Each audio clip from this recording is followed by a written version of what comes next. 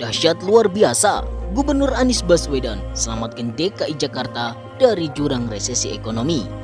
Gubernur DKI Jakarta Anies Baswedan berhasil menyelamatkan perekonomian DKI Jakarta pada kuartal 2 2021 di tengah turbulensi resesi ekonomi akibat pandemi COVID-19. BPS DKI Jakarta mencatat pertumbuhan ekonomi di DKI Jakarta tumbuh melesat sebesar 10,91% secara year on year di Q2 2021 ini. Asisten Perekonomian dan Keuangan Sekda DKI Jakarta Sri Haryati menyatakan rasa syukur dan terima kasihnya atas kerja keras berbagai pihak yang telah membantu Pemprov DKI Jakarta menyelamatkan ekonomi dari jurang resesi.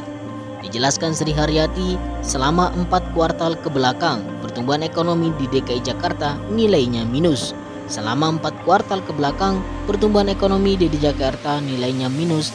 Alhamdulillah, atas kerja keras kita bersama, pertumbuhan ekonomi DKI Jakarta pada Q2 2021 nilainya positif dan tumbuh double digit secara YoY, yakni 10,91%, kata Sri Haryati di Jakarta.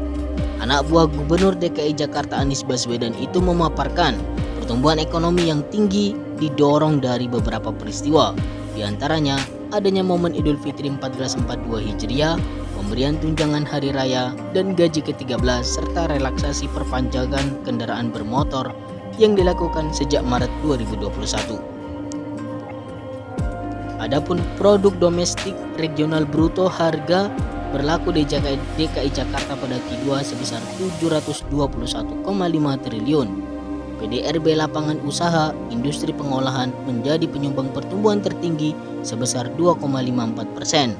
Kemudian bidang perdagangan sebesar 2,01%, industri penyediaan akomodasi dan makanan minuman 1,59%, industri transportasi pergudangan 1,25% dan lain-lain sebesar 3,51%.